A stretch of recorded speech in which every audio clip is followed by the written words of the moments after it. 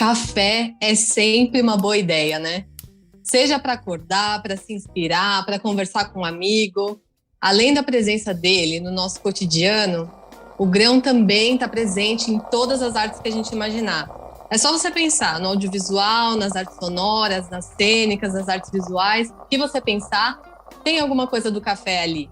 E nesse 6º episódio, eu, Andressa Miranda e minha amiga Vanessa Ferreira, vamos continuar a nossa conversa sobre a relação do café com a arte. E para isso, nós contamos com 2 presenças muito especiais aqui no nosso podcast. A gente está recebendo a Kátia Fiera, que é doutoranda em Artes Visuais pela Unesp, mestre em Poéticas Visuais pela Universidade de São Paulo. A Kátia produz também livros de artista, desenho, instalações. Ela dialoga bastante com a cidade e publicou livros no Brasil e no exterior. A Kátia assina uma das obras da exposição Café Mundo, chamada Viagem Pitoresca ao Boulevard Cor de Café. O nosso outro convidado que vai participar dessa conversa é o William Zarella Júnior. Ele desenvolve trabalhos de pintura, escultura e instalação. Atualmente tem a sua pesquisa focada nas intervenções da paisagem urbana de maneira efêmera, através de instalações do site Specific. Ele trabalha como diretor de arte e cenógrafo da Elástica SP.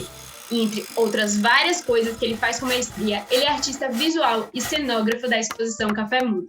Então, William e Kátia, sejam muito bem-vindos e é um prazer recebê-los aqui no nosso podcast. O prazer é todo nosso. Prazer, gente.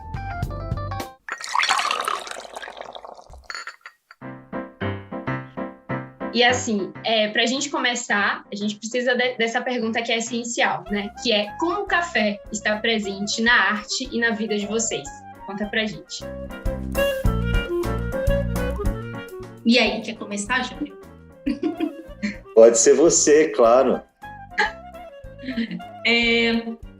Bom, eu tenho trabalhos com café. Na minha primeira individual, eu realizei um livro de artista que era com manchas de café, e acho que o café, para mim, ele desperta sensações, sabe? Eu acho que tanto por ser uma bebida que tem um aroma muito, né, muito significativo.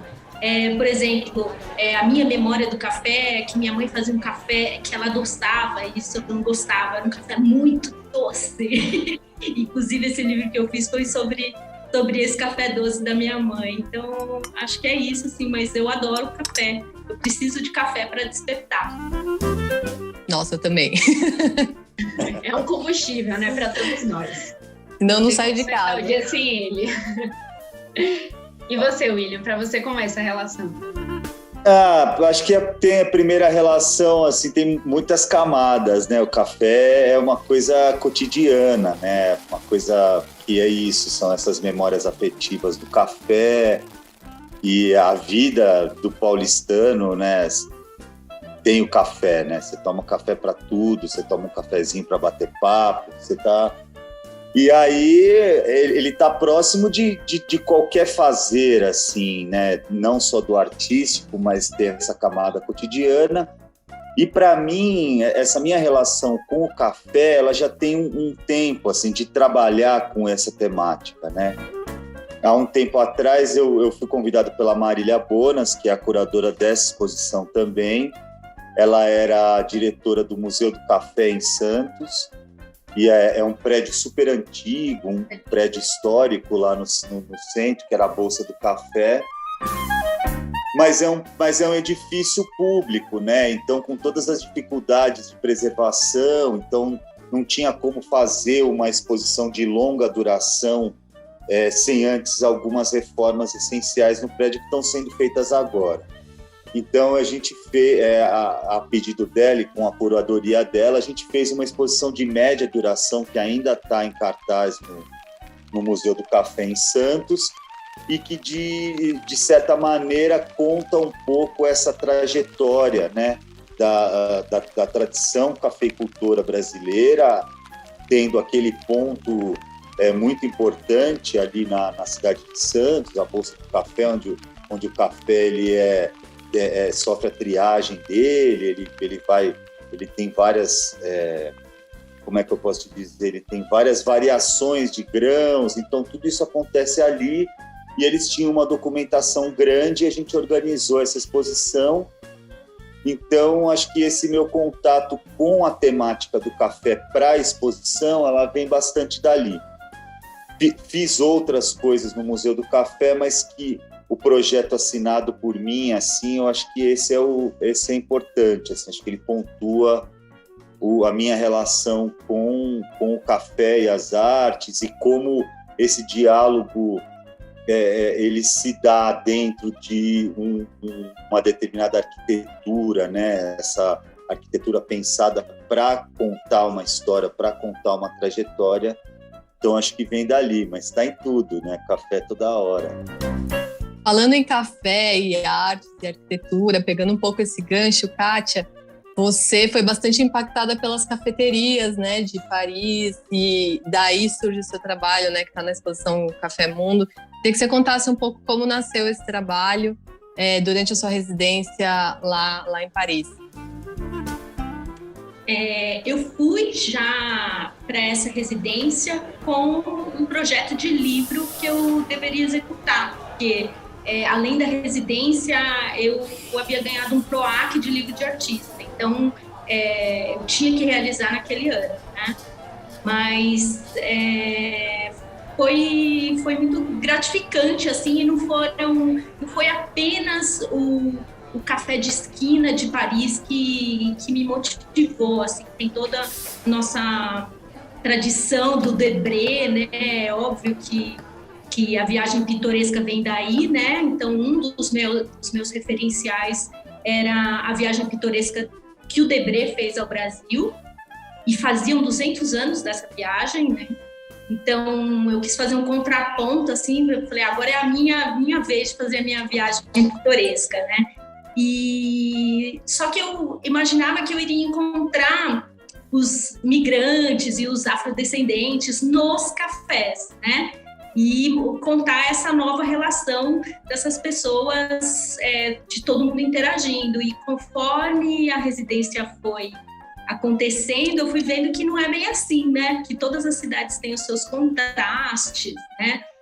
E além disso, tem um livro de artista que eu tomei contato lá, que foi um livro da Annette Messager, que era um livro de instalação, e que também foi uma inspiração para esse meu livro. Então, o livro se tornou um livro de instalação por conta dessa minha ideia, assim, eu nunca tinha feito um livro de instalação, então, para mim foi motivador, né?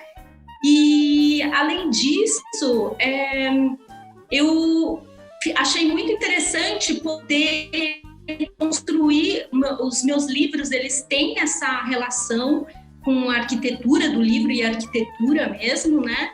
E a ideia de construir prédios com as páginas dos livros me despertou para essas esquinas, né? Então, eu descobri que existia um quartier africano, um bairro africano, por conta de um colega que fiz lá, e nesses percursos que eu fazia, reconhecendo a cidade, porque eu gosto muito de caminhar e é um lugar propício a isso, né?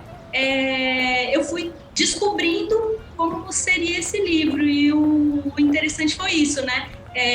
Desenhar o café visto de fora, né? Porque geralmente tem uns cafés que até as cadeiras ficam voltadas para a rua, que a gente chama um cineminha, né? As pessoas ficam nos cafés olhando a vida passar, que talvez por isso o Debré fez isso no livro dele, né? As figuras passam na frente de alguém que está desenhando essas pessoas que são os escravos nas ruas do Rio de Janeiro. E no meu caso, não. No meu caso, eu passo e fotografo, porque eu fiz a partir de fotografias, né? As pessoas que estão nesses cafés. E aí, conforme eu fui fazendo cada página, e os cafés, os desenhos são mesmo baseados nos cafés originais, com o nome das ruas, essa identificação. Eu fui adicionando cores a essa serigrafia, ela começa com uma cor só, e vou adicionando até chegar a 6 cores, que é quando chega nesse cati africano que se torna colorido, e aí não tem um café de esquina, né? É um mercado ilegal. E é isso. Que legal ouvir essa história, né? É bem um passeio por vários lugares, né? Sobre a presença do café em vários lugares. E, William, eu queria te perguntar o seguinte, né? Que a concepção cenográfica do Café Mundo, da exposição Café Mundo, ela junta vários elementos, né? Várias instalações, enfim, são muitos elementos, são muitas linguagens artísticas, né? Diferentes.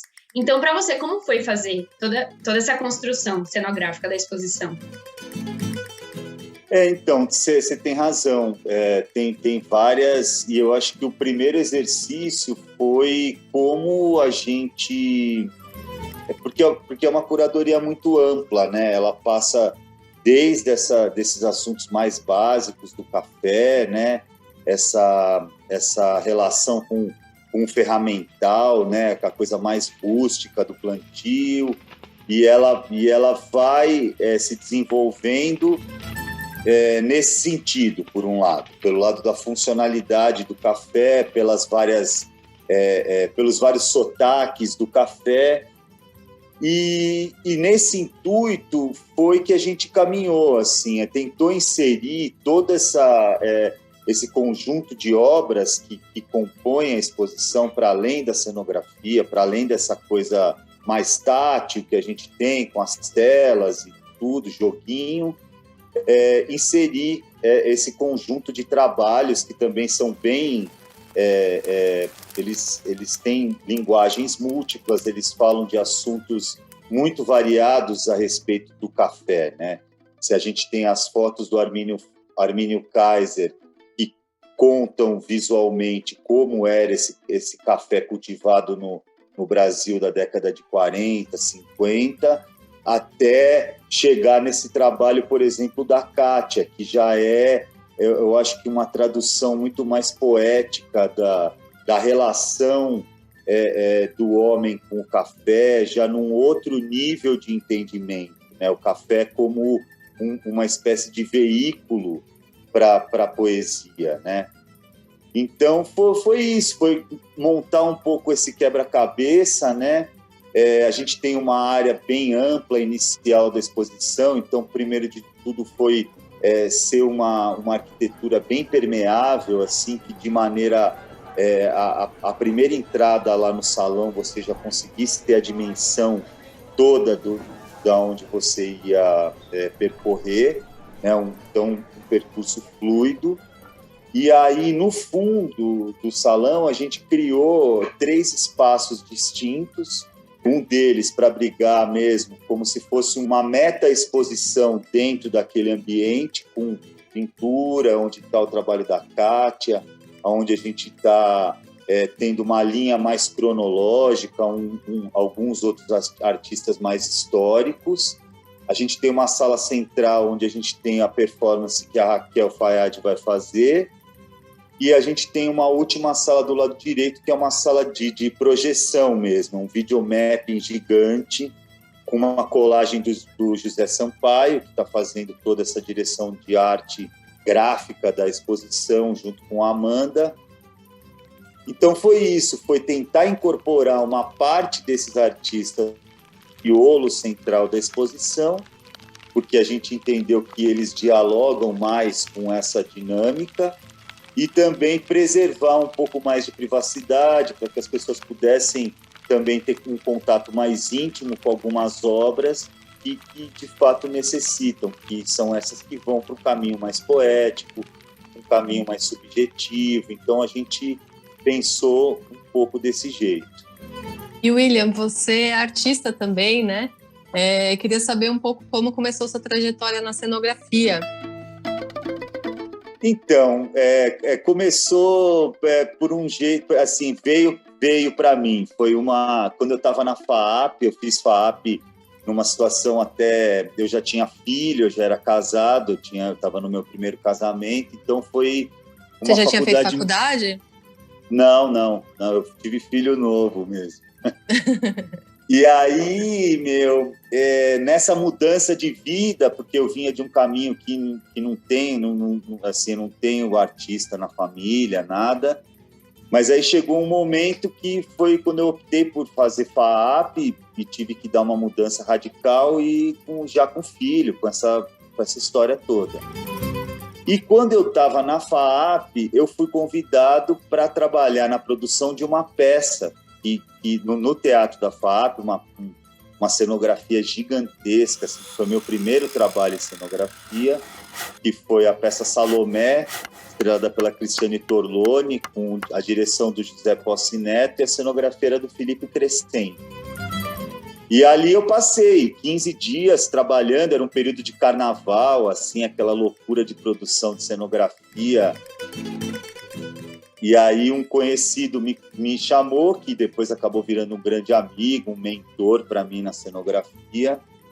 E foi quase que por uma necessidade. E o tempo foi passando e muito rapidamente assim eu me encontrei nesse universo. E aí você começa a descobrir aquelas memórias de infância, assim, quando eu tenho memórias muito de infância onde esse tipo de coisa sempre me chamou a atenção. Sabe, onde as coisas terminam, o que tem atrás, sabe? Sempre quando eu ia ver teatro ou cinema, sempre aí a coisa juntou, assim, chegou até mim, eu abracei. Nossa, que legal. E para quem não sabe, né, tanto a Kátia quanto o William, eles são ex-alunos da FAAP, né? A Kátia, ela estudou artes plásticas e se formou em 2000, me corrijam se a gente estiver errada. E o William, ele se formou em desenho industrial também em 2000, né? Então, vocês também são contemporâneos na FAAP. Então, qual é a sensação de voltar, né? Tanto para você, William, quanto para você, Kátia, para esse lugar onde tudo começou, né? A faculdade de vocês, que agora vocês estão expondo o trabalho de vocês depois de tantos anos. Qual é essa sensação? Eu acho muito legal, né? Muito legal estar aqui com o William. O William, eu me lembro, a minha memória mais remota do William, eu era estagiária do Museu da FAAP e nós fizemos a montagem do Brasileiro Que Nem Eu, Que Nem Quem, da Bia Lessa. E eu trabalhei nessa montagem, eu era estagiária do museu e conheci o William ali. Então, são muitas memórias. O próprio museu da FAAP, né, que a minha formação toda eu fui estagiária e conheci todos os pontinhos, todos os cantinhos ou todas as paredes redondas desse museu. E muito, muito gratificante, agora que eu também sou professora, né? Nunca dei aula na FAAP, mas já dei aulas na oficina Oswald de Andrade, que também é um lugar onde eu iniciei.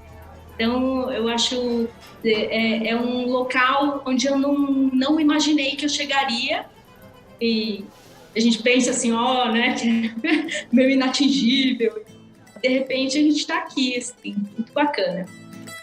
Então, pegando esse final da fala da Kátia, para mim, também eu tenho um pouco dessa sensação, porque tá fazendo, eu assinando um projeto dentro daquele salão, para mim é um ciclo, sabe? Muito, muito importante e que eu fico muito, sabe, até tocado, assim, porque é uma trajetória, né? Voltei para a FAAP depois que eu já não estava mais estudando, algumas vezes para trabalhar, sempre foi muito legal. Já fiz teatro também com a Daniela Thomas, fiz O Brasileiro Que Nem Eu, que foi uma exposição gigante, que essa exposição começou, é uma exposição que a FAAP, eu não sei como é que é o nome do programa, mas todo ano a FAAP fazia uma exposição no Palácio de Itamaraty. E essa exposição foi uma exposição que começou no Palácio de Itamaraty. E foi assim, maravilhosa. A cenografia dessa exposição era da Bia Lessa. Então, aquelas coisas, se podia ter 20 coisas, tinha 35. E era muito bonita, ficou uma exposição linda. Então, sempre que eu fiz a Salomé começou aí fiz uma outra linda aí no salão, que era uma exposição da Chapada do Araripe, com a cenografia do Lino Villaventura, linda. Foi a primeira vez que eu vi na vida assim um jardim vertical. Eu lembro que veio uma equipe da França para fazer essa implantação, não tinha ainda aqui esse tipo de tecnologia, de expertise. Mas é isso, fico muito feliz de estar lá, de todo dia dar uma passada para ver como é que as coisas estão, daquele ambiente todo.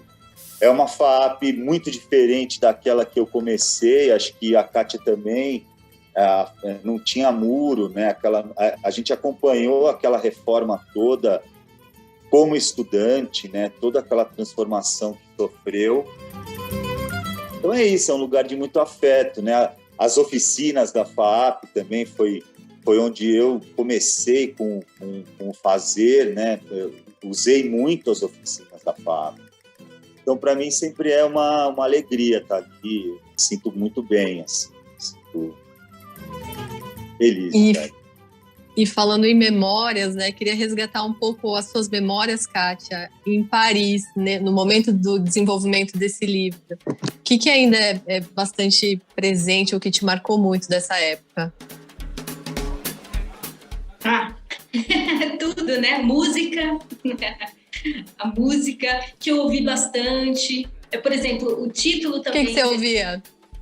Ouvia bastante Serge Gainsbourg, e o título do livro tem uma relação também, né, com a música do Serge Gainsbourg, fala J'aime la couleur café, que é bem irônica, mas eu acho que também eu quis pegar esse tom irônico mesmo, né, para falar do Cartier africano. Eu aprendi muito, assim, foram 6 meses muito intensos, né? Primeiro que eu saí de um processo de um mestrado em que a produção era mais teórica, né? Estava muito nos livros, mas meus livros eram menores. Lá eu pude explorar e pesquisar o livro. Então, o Pompidou é uma memória muito legal. Descobri que tem um museu que tem uma biblioteca que você pode entrar gratuita, e que tem até TVs do mundo inteiro para as pessoas poderem ir lá e lembrar da sua própria cultura, ou ter informações das pessoas que não falam francês. Eu fiz aulas de francês no Pompidou, que eram encontros de conversação gratuitos. Então, é uma coisa que me abriu, assim, falar, nossa, como um museu pode ser muito mais democrático, né? Eu acho que eles são muito criteriosos também, então aprendi muito isso na serigrafia da Cité, porque são os franceses que frequentam esse ateliê lá. A maioria dos artistas residentes não trabalham nesses ateliês porque precisa saber executar tudo sozinho, não tem figura de técnico. Você marca o seu horário e você vai fazer seu trabalho. Então, os próprios artistas que frequentam lá me ensinaram como trabalhar lá, porque aqui é assim, sabe? Uns muito anciãos, né? Tinha uma japonesa muito velhinha e um bem jovenzinho, assim, então aprendi com os dois e com as brigas dos dois, assim, entendia muito. Acho que é isso, assim, foi um período muito fértil e que eu voltei buscando continuar com esse critério no meu trabalho, sabe? Que eu acho que eu não tinha antes. Então, esse rigor, essa coisa de poder ir um pouco mais, avançar um pouco mais, claro, com um pouco mais de um gingado brasileiro, sem tanta rigidez, né? Porque não parece, mas os franceses têm isso, assim, uma rigidez e você é forte. Não, é bom ser brasileiro, poder chorar, poder ficar com medo, né? Você trouxe o seu toque, né? Você né? Colocou sua pitada de brasileira. Mas de olhar para a minha cidade com esse mesmo olhar também que eu olhei para a arquitetura deles, sabe? De despertar esses sentidos, assim. Então, acho que foi importante, o que ficou foi isso. Legal, Kátia. E William, como a gente falou no início do episódio, você tem experiência em diversos tipos de trabalhos, né? Desde a cenografia de vídeos de dramaturgia contemporânea, amostras de artes visuais, espetáculos teatrais, como você mesmo falou.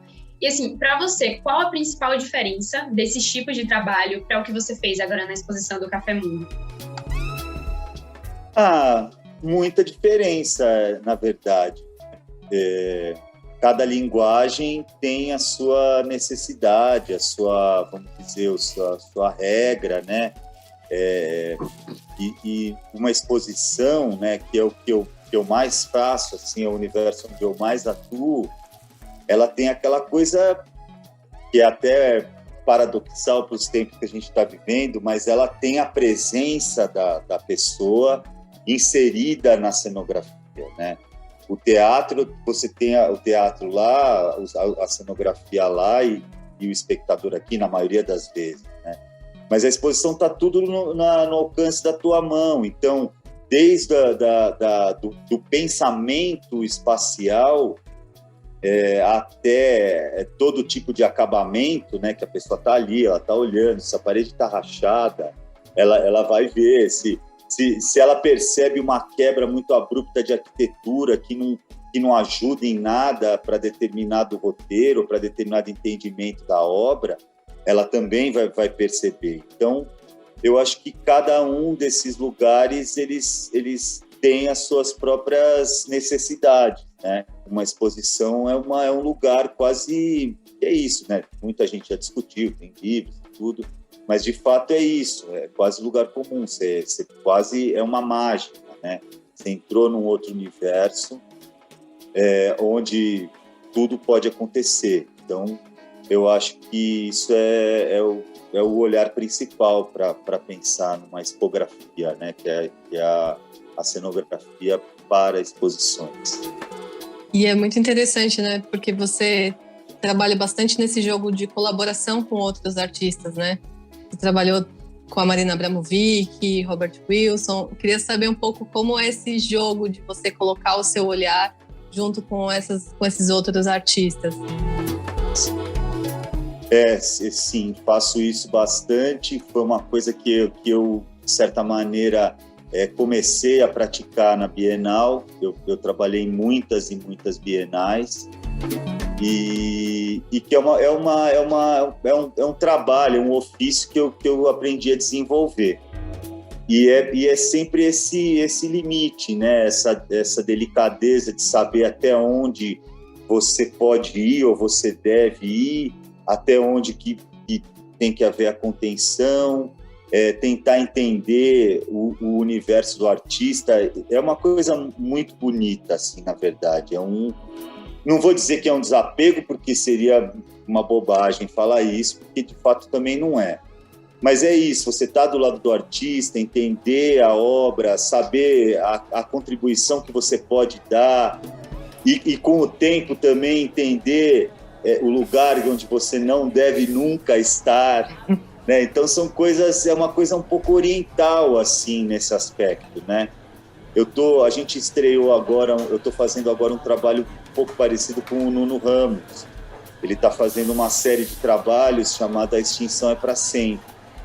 E são 8 ou 9 ações, performances que vão acontecer, e eu estou maravilhado, assim, com esse universo que eu estou vivendo agora. Que é uma relação muito próxima, você tem que estar muito próximo, e é isso, tem hora também que você tem que dar uma desaparecida. E isso no campo conceitual. E aí um outro campo que eu atuo bastante também é no campo técnico. Então tem essas variações, por exemplo, tem artistas que eu trabalho que o cara sabe tudo que ele vai querer e ele precisa entender como que aquilo vai se materializar. Tem outros artistas que o processo é completamente diferente. Por exemplo, eu tive uma relação longa e fiquei amigo do Gabriel Sierra. O Gabriel Sierra, ele veio para, acho que foi a 28ª Bienal, que foi a Bienal do Vazio. Ele foi convidado como artista para desenhar todo o mobiliário da Bienal. Então, você imagina o que é isso, né? E o Gabriel tem uma arquitetura muito particular dele, ele atua muito com isso, mas é um artista, não é um arquiteto. Então, foi uma convivência também, assim, muito maluca, muito intensa. E é um pouco isso, assim, cada caso é um caso, e eu acho que a gente vai... É tipo um bom sapateiro, sabe? Sem nenhuma coisa, que é um ofício maravilhoso. Eu acho que esse é um ofício também que eu gosto muito, é uma faceta profissional que eu tenho, que eu gosto de ter e que me ensina muito, né? Não no meu trabalho pessoal, né? Porque aí também tem isso, você tem que chegar uma hora que você tem que se despir daquilo que você fez como técnico, como assistente, para se achar, né? Tem esses momentos, mas que me ajuda muito, me ensina muito. As vivências são residências, né? Mas pensar essa coisa de fazer residências, eu acho que as minhas residências também vieram e elas são um pouco isso, são essas minhas relações com essa turma aí. Que legal, William. E Kátia, agora, né, também trazendo aquilo que o William falou sobre essa questão da exposição ser um mundo completamente diferente, né, uma imersão completamente diferente, e você agora vai expor, né, presencialmente no Café Mundo, mas no ano passado você fez a sua primeira exposição online, né, que foi a Sinistra Edições na Feira Miolos, em dezembro do ano passado. Então, para você, qual foi, né, a maior diferença, né, em ter um longo trabalho expondo presencialmente e aí ter que se adaptar para fazer essa exposição virtual? Como foi para vocês?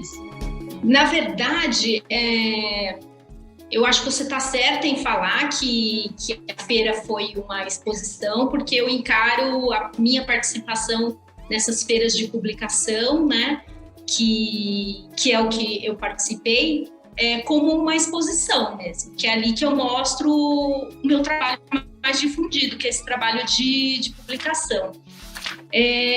Foi a primeira feira, eu acho que no Brasil, que aconteceu nesse modo online. Eu achei bacana ter essa plataforma que foi criada pela Miolos, que isso que é o bacana, né? E eu acho que tudo isso que a gente está vivendo é disso que a gente vai tirar o maior proveito. Se existe algum proveito dessa pandemia, a gente aprender a estar mais conectado por meio dessas plataformas. Então, a própria feira, ela criou um site onde todos os expositores estavam lá linkados, expostos, e cada expositor teve que criar uma plataforma dentro do seu site para fazer as vendas dos livros. Então, por exemplo, eu participei da feira, só que eu fiquei com essa loja virtual. O que aconteceu é que eu vi que agora eu vou pensar muito bem se eu vou querer ter as minhas publicações em bancas ou disponibilizar para outros terceirizarem essa venda, se eu posso fazer a venda diretamente. E online eu também tenho esse acesso. Então, assim, é um mundo que se abriu e que eles não tiveram como conter, né? Eu, como artista independente, eu acho isso muito válido. Acho que é ótimo, assim, hoje em dia os artistas conseguirem mostrar o seu trabalho, mesmo não estando no grande mercado de arte. Se o trabalho não está sendo mostrado, é como se ele não existisse. Ele está parado no tempo, né? Então, acho que disso tudo a melhor coisa foi essa possibilidade desse acesso direto ao público e da fala, que é sempre bacana, né? Foi uma fala, eu convidei pessoas que são meus colaboradores, eu faço feiras, então convidei um artista visual, que é o Vitor, e que é um jovem estudante de arte da Unicamp, e que entrou na universidade por meio desse contato que ele teve comigo e com meu companheiro, de ser assistente, de começar assim, sabe, estando próximo de um outro artista, e conversei com ele, mostrei um pouco das publicações, e foi isso, assim, eu acho que mais é como está aqui hoje também, né? Mais um acesso aí direto que as pessoas podem conhecer o meu trabalho. William, você acha que, aproveitando essa questão da pandemia, né, e todas essas mudanças que elas trouxeram, como a Kátia estava falando, você acha que vai mudar a fruição do público com relação às exposições de arte ou com relação à fruição de outras linguagens? Olha, eu acho que há uma expansão, sim. Isso que a Kátia falou, várias vezes eu fiquei pensando também no alcance que essas plataformas digitais elas têm, né? O alcance é enorme, é uma fala que vai muito além do que a gente estava imaginando possível. Mas eu acho que uma coisa não interfere, assim, claro, com uma situação normalizada, onde as pessoas possam circular de novo. A necessidade da presença, ela não se extingue, né? Mas a abertura para novos campos digitais, para novas discussões, e esse território todo, às vezes eu fico um pouco pensando que a gente deu um salto tão grande assim, no sentido da importância desse território e, por consequência, na exploração maior desse tipo de mídia, que é sem precedente, né? Mesmo para os nossos tempos. Então, eu acho que há uma expansão, por um lado, e não há um vácuo deixado, vamos dizer. Assim, não é porque vai expandir para um lado que as coisas vão perder importância ou essa fruição diminua dentro desses ambientes matéricos, né, materiais e tal. Eu acho que essa é uma coisa que continua e que ela também vai ser muito necessária. Esse retorno, ele vai ser, eu fico pensando que vai ser uma coisa meio frenética até, né? E com essa expansão de território para o digital, acho que a coisa vai se expandir. Não sei se para o bem, não sei para onde, mas eu sei que tem um canal de fruição assim, muito potente, né? Desculpa complementar, mas uma coisa que eu tenho acompanhado e que eu acho que está rolando bastante são as exposições que elas abrem e eles fazem esse view room, né? essa mostra digital, e que serve quando um espaço está fechado, mas serve também para nós que estamos longe. Por exemplo, a sua exposição, se ela tiver essa vista virtual, que provavelmente acho que vocês irão fazer, ela pode ser vista pelo mundo todo, né? Então, sim, eu acho que uma exposição ela acaba até sendo mais bem aproveitada, porque não tem essa história de você perder, não consegui ver, perdi, não, porque aí você vai e vê, e tem essas performances com bailarinos que têm acontecido nas exposições também, que eu acho que tem essa relação do espectador com o espaço, assim, acho que tem coisas muito legais sendo exploradas. Sim. É uma forma de democratizar também, né? A arte, você amplia muito esse acesso. E aí uma coisa que eu queria perguntar a vocês é que, pensando também nesse momento, né, que agora a gente vai viver muito nesse modelo híbrido, né, presencial, mas também não, e a arte, né, sofre muito essas consequências desse novo modelo. Então, para vocês, vocês precisam tornar a exposição virtual o mais real possível, né? Então, quais elementos vocês enxergam que ajudam nesse processo? De trazer para quem está vendo do outro lado da tela uma experiência muito imersiva, né? Como se a pessoa estivesse realmente numa exposição.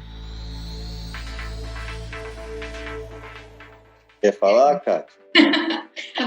Olha, no meu caso, eu refleti bastante sobre isso, mas não pensando numa exposição, e sim em como veicular o meu trabalho de arte, sendo que, por exemplo, um livro, ele tem muito da manipulação, e os meus livros, eles têm isso, né? Essa coisa do manipular, do abrir, do ficar em pé, né? E em 2011, 2010, eu comecei a fazer algumas experiências com animações, e tem sido assim, um lugar que eu tenho voltado a explorar e pesquisar, porque eu acho que, por exemplo, você vincula uma animação, no caso eu faço desenhos, tudo bem, eu posso postar meus desenhos, mas uma animação, o meu desenho, ele não é um desenho assim, uma estampa. Meu desenho tem uma relação de você chegar perto, estar longe, porque ele é grande, mas tem detalhes. E é uma coisa que eu proponho que a pessoa fique muito tempo observando esse trabalho. E que no caso das animações, eu acho que me dão esse elemento, assim, né, essa narrativa. Então, é algo que eu acho que funciona muito bem como trabalho mesmo online, né? E é uma coisa que eu tenho explorado mais esse campo, assim. Eu fiz alguns experimentos, eu tenho um grupo de mulheres artistas que eu faço parte, que a gente chama Goma Grupa, e lá também nós discutimos sobre isso, e uma das ações que nós começamos a fazer são como se fossem lives, mas não são lives, a gente abre a câmera e fica trabalhando duas artistas ao mesmo tempo, e como em vez de ter uma conversa, as duas ficam lá produzindo. Então também tem sido experiências bem interessantes. Nós participamos de um festival Fish, né, que aconteceu em Portugal, em todos os países que falam língua portuguesa, e foi muito legal, assim, porque nossa participação foi essa, foram todas entrando e produzindo, cada uma coisa diferente. Eu acho que a gente tem que, isso, assim, refletir com calma e perceber as ferramentas que a gente pode utilizar, assim. Eu acho que fora toda a dor, né, toda a problemática da pandemia, eu acho que essas plataformas e esse uso mesmo desse universo tem sido uma das boas coisas que aconteceram. Claro, assim, tem esse excesso, né, no início, muitas lives, mas eu acho que é o normal de toda coisa nova, né? Mas assentando tudo e a gente com moderação, né? A gente vai chegar em boas coisas, eu espero. E você, William? Então, falando a respeito, acho que eu vou falar um pouco sobre a relação da exposição presencial, né, de uma maneira geral, com o reforço do digital agora, né? Então, o que eu tenho visto, assim, um pouco para além dessas visitas virtuais, que são sempre muito legais, é a possibilidade de desdobramentos de arquiteturas de conteúdo, vamos dizer assim, que às vezes não cabem dentro de uma exposição, né, mas que hoje elas já estão praticamente unidas. Então você tem um determinado objeto exposto, vamos dizer, e você tem ali algum mecanismo de acesso a um outro conteúdo remoto. Eu acho que isso é uma coisa que ela está mais madura, né? A gente tem essa tecnologia, não é uma coisa nova, mas eu acho que esse período que a gente está vivendo, ele está servindo para que esse tipo de plataforma amadureça, que ela não seja mais do mesmo, né? Por exemplo, uma questão que a gente teve na exposição do café, que a gente teve que trocar alguns tipos de mecanismos digitais para uma coisa um pouco mais antiga, tão boa quanto, mas mais antiga. Então, hoje a gente já tem um sistema de touchscreen que ele é super responsivo, né? Você vai fazendo, ele faz quase igual uma tela de celular. Mas isso foi uma coisa por protocolos que a gente não pôde usar. Então, voltou um equipamento que vai fazer o acesso, vai fazer a interface através do gesto, né? E ele voltou para a exposição do café e voltou para outras exposições, até que a gente teve um problema para conseguir esse equipamento, teve que fazer uma importação direta, a produção teve que fazer. Então, eu acho que é isso, as exposições, elas sendo de maneira híbrida, elas tendem a amadurecer esse lado para além do espaço físico, né? Para além do que a gente consegue colocar dentro daquele espaço, dentro daquele nicho, dentro daquele... Então, você tem essas tantas possibilidades que eu acho que também serão muito, muito melhor utilizadas, muito melhor... Elas só têm a crescer também, eu acho isso. Então, eu acho que é por aí, assim.